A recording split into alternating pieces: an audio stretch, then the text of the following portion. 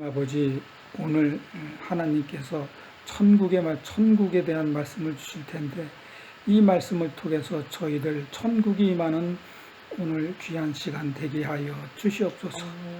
예수 그리스도 이름으로 기도드립니다. 아멘. 오늘은 천국이라는 제목으로 하나님의 말씀을 전하겠습니다. 그런데 오늘 본문으로는 천국을 다 설명이 안 됩니다. 천국을 세 편으로 나누어서 말씀을 전할 거예요. 오늘 본문은 예수님이 천국을 설명하셨어요. 왜 예수님이 벼랑간 천국 설교를 하시게 되었는지 그 배경부터 이야기를 해드릴게요. 결론부터 말씀드릴게요. 왜 예수님께서 갑자기 천국 설교를 하셨냐면, 한마디로 얘기하면 지도자들의 살해 음모 때문입니다. 종교 지도자들이 예수님을 이젠 죽여야 되겠다. 그래서 유대 종교자들이 예수님이 그리스도라는 사실을 직면할 수 있었던 여러 가지 증거가 많이 나타났어요. 바로 그때 그들은 살해 음모를 가지게 되었습니다. 예수님의 얘기를 쭉 종합해 보니까 그들이 판단을 내린 거예요. 예수님은 베들레헴에서 태어날 때부터 살해당할 뻔했어요. 결국은 예수님 때문에 무수한 그날 그 당시에 태어났던 애들이 다 살해당했잖아요. 왜냐하면 구약에서 메시아가 태어나는 곳이 베들레헴이라고 그랬기 때문입니다. 그래서 베들레헴에 태어난 모든 아기들은 다 죽었어요. 이렇게 예수님께서 태어나신 그 이후부터 이사야의 예언이 다 이루어지는 것을 유대 지도자들은 보았지만 그들은 그리스도라고 예수님을 믿지를 않았어요. 그러나 유대 지도자들 중에는 진짜 어마어마한 사람이 그리스도라는 사실을 직감할 수 있던 사람들이 있었어요. 그렇지 않고는 나다나엘이라는 사람이, 이 사람이 종교 지도자거든요. 이 종교 지도자 40대 후반의 이 나다나엘이 30대 젊은 예수님을 밤중에 찾아와서 뭐라 그러냐면, 당신은 하나님이 보내신 사람이 분명합니다라고 고백까지 했어요.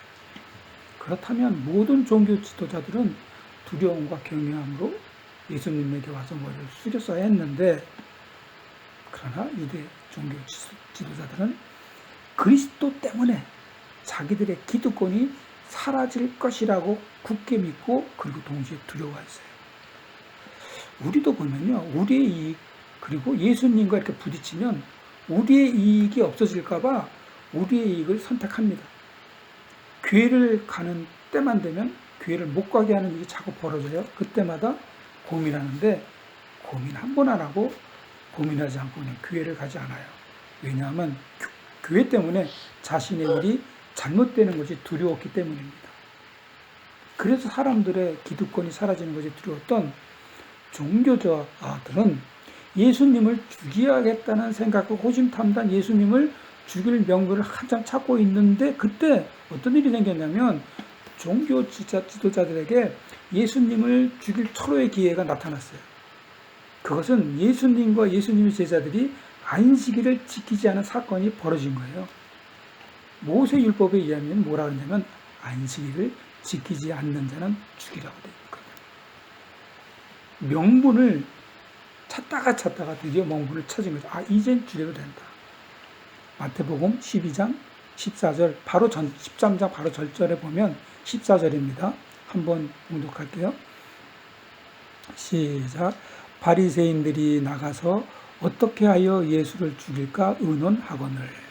자, 예수님을 죽일 모의를 한다는 것은 예수님이 십자가에서 죽으실 날이 서서히 다가오고 있다는 사실이 생겼다는 거예요.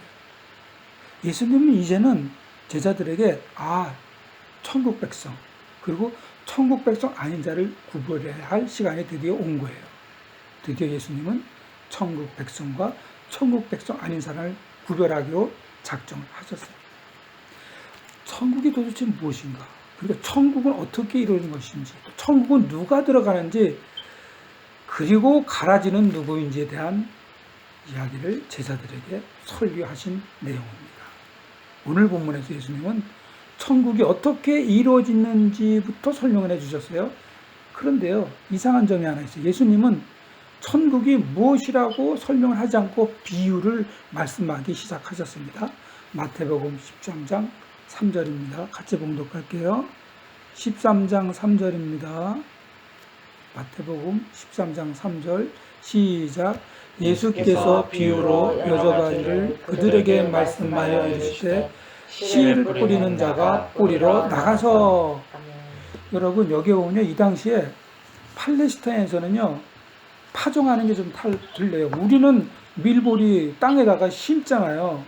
근데 팔레스타인은 어떻게 하냐면요, 밀보리를 손에 이렇게 딱 잡아가지고 촥촥 뿌린답니다. 그렇기 때문에 씨를 뿌리러 나갔다는 것은 지금 밀 또는 보리 그런 종류의 그런 농사를 파종하러 나갔다는 뜻이에요. 여기서 지금부터 본격적으로 예수님이 말씀하신 그 내용이 뭐냐면, 씨 뿌리는 비유의 초점이, 잘 들어보세요, 씨 뿌리는 자에 맞춰져 있는 게 아니에요.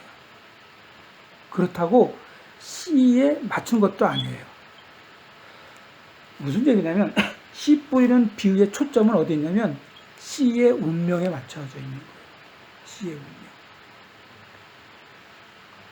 그래서 그 씨의 운명은 씨가 결실을 맺지 못하면 실패한 씨가 되고요, 씨가 결실을 많이 맺으면 성공한 씨가 되는 거예요. 이렇게 씨의 운명은 이렇게 판가름을 할 수 있는 거예요.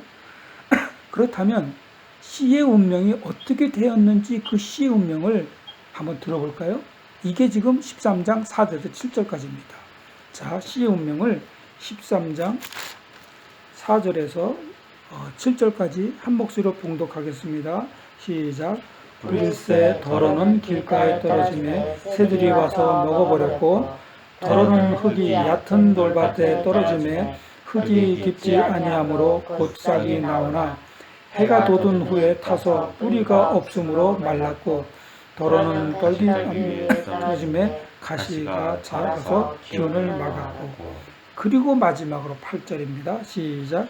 더러는 좋은 땅에 떨어지매 어떤 것은 100배, 어떤 것은 60배, 어떤 것은 30배의 결실을 하였느니라. 아멘. 여러분, 여기서 씨의 운명을 결정짓는 것은 밭이에요. 하나님의 은혜에 어떻게 응답하느냐가 밭이라는 의미예요. 씨의 운명이 밭에 따라서 죽은 씨와 결실 맺는 씨가 나누듯이, 하나님의 은혜에 우리가 어떻게 응답하느냐에 따라서 성공하는 사람과 실패하는 사람으로 나뉘어집니다. 하나님의 은혜를 새까맣게 까먹고 하나님에 대한 응답을 전혀 하지 않는 길가와 같은 사람이 있고요, 또는 하나님의 은혜를 적당히 필요할 때 하는 사람이 있어요. 또는 겉모양만 감사하면서 속으로는 하나님을 원망하면서 결국은 하나님께 멀어지는 사람이 있어요. 그런데 여러분, 최악의 사람이 누군지 아세요? 하나님의 은혜를 우연이라고 생각하면서 하나님을 지식으로만 아는 그리스도인들입니다. 제가 잘 아는 목사님 말씀이신데요, 목사님 동생이 폐암이 걸려서 동생에게 기도하라고 했대요. 다 그리스도인들입니다. 기독교인이고. 동생이 진짜 열심히 기도해가지고 정말 나았어요. 기적 같은, 이게 진짜 보기 드문 이런 너무 대단한 그런 하나님의 은혜를 받았거든요. 그래서 동생은 그 은혜가 너무 감사해서요, 매일 거의 교회 살다시피 했고요. 그렇게 살다가 어느 날 소식이 들어왔는데, 자기 동생이 교회도 안 나가고 담배 피우고 옛날 동료 만나서 놀고 있다는 소식을 들었어요. 그래서 부랴부랴 가서 동생을 만났어요. 그래가지고, 이야, 하나님의 은혜로 그렇게 병이 났는데 하나님의 말씀대로 살아야지 않겠느냐고 했더니 동생이 웃으면서 이렇게 말했다고 합니다. 누나, 그거 우연이야. 날 때가 돼서 난 거야. 제가 뒷이야기도 잘하는데 정말 비참하게 생을 마감하셨는데 그 이야기는 생략하겠어요. 어떻든 이런 씨가 죽은 씨고 이런 사람이 최악의 그리스도인입니다. 그러나 하나님의 은혜의 응답을 잘하는 사람에게 천국이 임하고요. 천국이 사람들의 마음에서 100배, 60배, 30배로 성장하는 것이에요. 그 어떤 환경에서도요. 하나님의 은혜의 응답을 잘한 한 인물을 소개할게요. 누구야? 아주 그 유명한 다윗이에요. 다윗이야말로요. 목숨이 위태로운 한 광야 한 복판에서도 오히려 하나님에게 어떻게 했어요?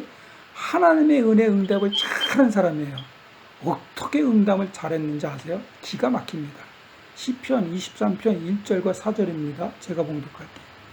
여호와는 나의 목자시니. 이게요. 광야에서 잠도 못 자고 도망 다니고 할 때 시예요. 그러면서 하나님한테 뭐라 그래요? 여호와는 나의 목자시니 내게 부족함이 없으리로다. 이렇게 말하는 거예요. 4절에 보면요. 내가 사망의 음침한 골짜기로 다닐지라도 해를 두려워하지 않을 것은 주께서 나와 함께 하심이라. 주의 지팡이와 막대가 나를 안위하시나이다. 아멘. 여러분, 죽음이 늘 앞에 있는 광야의 도피 생활 속에서도 다윗은 여호와가 나의 목자라고 합니다.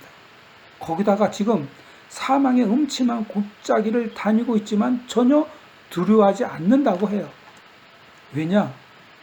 하나님이 모세의 지팡이처럼 나를 보호해 주시고 하나님이 목자의 막대기처럼 나를 지켜주시고 그렇기 때문에 나는 지금 평안하게 잘 자고 있다고 이렇게 하나님에 대한 은혜에 대한 응답을 이렇게 잘하고 있는 거예요. 여러분도 하나님이 여러분의 목자의 막대기가 되십니다.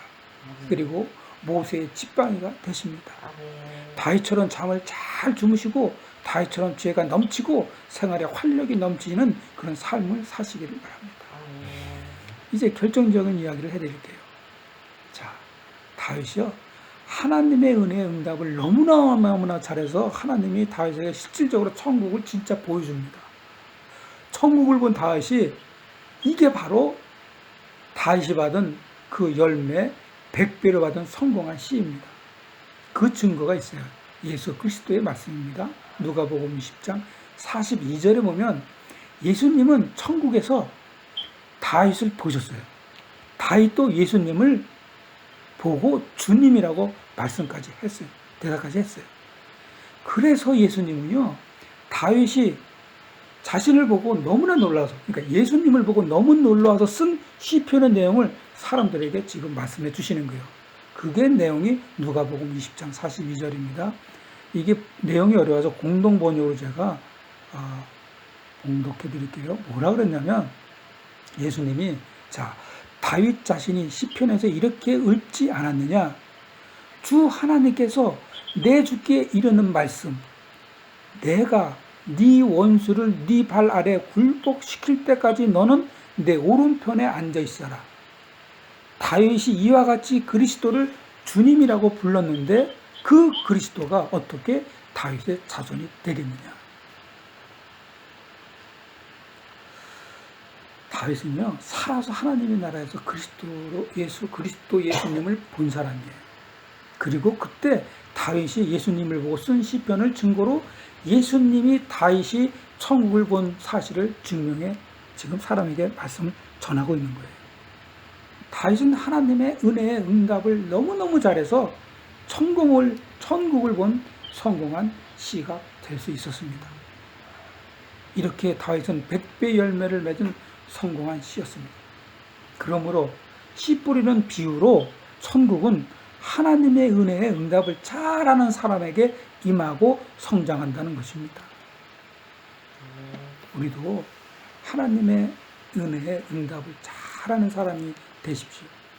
다윗처럼 천국이 임하는 성공한 씨가 되십시오. 천국은 하나님이 여러분에게 주시는 무수한 응답에 일일이 응답을 잘할 때 천국이 여러분에게 임하는 것입니다. 아침에 배 안 아프고 잘 일어날 수 있는 것은 응답으로 어떻게 해야 돼요? 기도하는 거예요. 그러므로 모든 나의 일생은 다 은혜입니다. 그저 우리는 정말 잘 응답해야 합니다. 그래야만 우리도 다윗처럼 천국을 살 수 있는 것입니다. 예수님의 말씀을 잘 듣고 있던 제자들은 드디어 한 가지 생각이 나는데 좀 이상하다, 의구심이 생겼어요. 아니, 이렇게 중요한 천국 얘기를 굳이 비유로 말씀하시는 목적이 무엇인가? 이거를 예수님에게 제자들이 물어본 것입니다. 정말 여러분, 예수님은 쉽게 천국을 말씀해 주시 왜 굳이 천국을 비유로 어렵게 설명했을까? 저도 궁금합니다. 그 답이, 그 물음이 마태복음 13장 10절입니다. 같이 봉독할게요.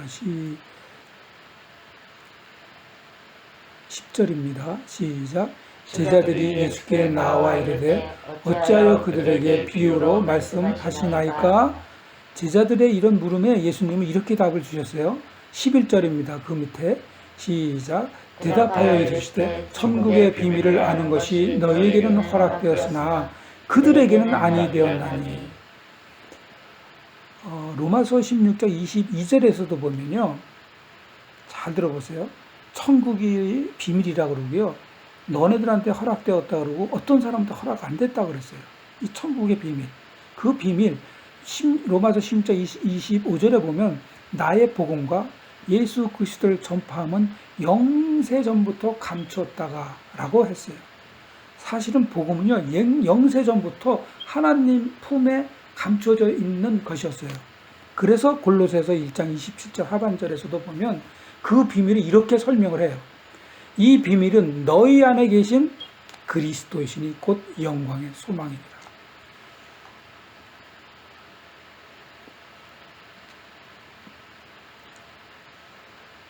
천국의 비밀은 바로 그리스도 예수이십니다. 예수님이 바로 천국이고요. 그 천국이 바로 우리 그리스도인들의 소망이 되는 것입니다. 그래서 예수님을 믿지 않는 사람에게는 천국의 비밀을 허락하시지 않았기 때문에 비유로 지금 말씀하시는 거예요. 그러므로 무슨 말이냐면 비유로 천국을 말한다는 이유는 예수님을 믿지 않는 사람에게는 천국 복음이 허락되지 않았답니다. 이 말씀은 곧 예수님을 믿지 않는 사람은 결코 천국을 모르고 살 수밖에 없다는 거예요. 그러나 예수님을 믿는 여러분은 천국 백성이고, 그래서 여러분의 마음과 삶과 생활 속에 천국이 임한 천국 백성입니다. 천국 백성이신 여러분, 예수님을 믿고 날마다 믿음을 키워나가세요. 어려울 때 예수님을 믿는 것도 중요하지만요, 여러분이 잘 나갈 때, 아니면 성공할 때, 조금 나아질 때, 또는 원하는 학교에 입학했을 때 더욱더 예수님을 잘 믿으세요. 참 이상한 것은요, 우리는 잘 나갈 때 예수님을 잘 믿지 않아요. 성공할 때 내가 승리했지 하고 하나님의 승리를 인정하지 않아요. 기도는 하나님이 해주셨습니다. 그러면서 한쪽으로는 내가 했다입니다. 그러나 여러분, 하나님은 여러분이 성공했을 때 바라는 것이 꼭 있는 거예요. 그거 뭐예요? 하나님의 감사하는 마음이에요. 내가 맛있는 거를 사주고 이것저것 해줬는데 우리 아들이 감사합니다 해놓고 돌아서서 감사하긴 지풀, 그러면 저 마음이 어떻겠어요? 저 굉장히 섭섭합니다. 잘 나갈 때 감사함을 마음을 갖는다는 것은 참 힘들어요. 그래서 잘 나가고 아주 좋은 일이 있어서 감사하는 마음으로 감사 헌금을 주님께 드리는 것은 정말 어려운 헌금이에요. 거기다가 더 어려운 헌금 뭔지 아세요? 한 달 열심히 빼빠지게 일해서 월급 탔는데 이것이 11조를 하나님에게 드리는 것은 말 그대로 하나님을 정말 잘 믿는 사람이에요. 이 사람이야말로 천국의 비밀은 예수 그리스도를 잘 믿는 사람입니다. 천국 이꼬르 예수입니다. 예수 안에 있는 사람은요, 두려움이 없어요. 그래서 예수님은 예수님을 정말 잘 믿는 사람과 예수님을 전혀 믿지 않을 뿐만 아니라 예수님을 죽이려 하는 종교 지도자들을 이렇게 말씀하신 거예요. 12절입니다. 그 밑에 11절 밑에 12절입니다. 같이 봉독할게요. 시작. 무릇 있는 자는 받아 넉넉하게 되되 없는 자는 그 있는 것도 빼앗기리라. 아멘. 여러분, 예수님이요, 종교 지도자들이 예수님을 죽이려고 했을 때 그들에게 말한 얘기예요. 이게 무릇 있는 자는 받아 넉넉하게 되지만 없는 자는 그 있는 것까지 다 뺏긴다. 여러분, 이 말씀은 우리를 긴장하게 하는 말씀이에요. 사실은 긴장이 풀리면 모든 것이 다 헤어져요. 그냥 늘 있는 땅이지만 바라보면서 하나님께 감사하는 사람이 되세요. 그런 말이 어디냐? 땅을 보고 감사하라? 아닙니다. 지진으로 땅 없어진 나라에서는요, 지진이 일어나지 않는 땅을 부러워합니다. 그곳으로 다 이주까지 한답니다. 그렇다면 이 말씀의 의미를 긴장하면서 한번 들어보세요. 뭐냐면 무릇 있는 자라는 의미는요, 천국 메시지를 환영하고 헌신으로 응답하는 사람을 의미하는 거예요. 이 사람이 있는 자예요. 그러나 없는 자는 어떤 사람인 줄 아세요? 예수님, 그리고 예수님 제자들의 전도를 받아들이지 않고 예수님도 믿지 않고 더구나 아주 죽이려고 하는, 오히려 죽이려 하는 자들을 말하는 거예요. 예수님의 말씀을 받아들이지도 않고 예수님을 믿지도 않는 무늬만 그리스도인들은 없는 자 같이 되어서 있는 것까지 빼앗기는 사람이 된다는 의미라는 거예요. 그러므로 여러분, 우리가 긴장할 건 뭐냐면 우리는 감사하는 마음으로 천국의 메시지를 지금 열심히 환영하고 기뻐하고, 그리고 어떻게 헌신으로 응답할까 하는 그리스도인이 되어야 합니다. 오늘 이 말씀을 통해서 우리가 해야 할 일은 오늘 이 말씀을 마음에서 자꾸 환영해야 됩니다. 그리고 기뻐해야 됩니다. 천국이 이런 거구나. 이건 뭐냐면요, 어린이가 며칠 만에 엄마를 만난 것처럼 굉장히 기뻐한 거예요. 잃었던 자녀를 찾은 마음으로 눈물을 흘리면서 꼭 끼어안으면서 열렬히 환영하는, 그리고 감사로 헌신하는 거예요. 어떻게 해야 돼요? 우리가 삶에서는 자녀에게 헌신하세요. 아내와 남편에게 헌신하시고요. 서로 헌신하세요. 작지만 이 교회를 늘 깨끗하고 그리고 잘 닦고 그렇게 헌신하셔야 합니다. 헌신하는 사람에게는 여러분 생각보다 좋은 게 많아요. 정신적으로 늘 건강해요. 저는요, 기부 잘하고 하는 그런 사람보다도 몸으로 기부하는 사람들, 몸으로 헌신하는 사람들 보면 정신적으로 늘 건강해요. 그리고 그런 사람들 좋은 생각만 하더라고요. 그런 사람은 걱정보다 즐거움이 더 많더라고요. 다 똑같이 걱정하는 세상에서 우리가 얼마나 걱정하는 세상에 살았어요, 그동안. 그러나 우리 선배들 걱정보다 즐거움이 더 컸어요. 성공에 매몰되지 않고요, 고지를 탈환하려고 수단과 방법을 동원하지도 않았어요. 이렇게 하나님의 말씀을 환영하고 자신의 모든 것을 버리고 예수님을 위해서 헌신하는 제자들에게 예수님께서 드디어 놀라운 말씀을 주셨습니다. 그게 17절입니다. 얼마나 놀라운 말씀인지 한번 다 같이 봉독할게요. 17절입니다. 시작.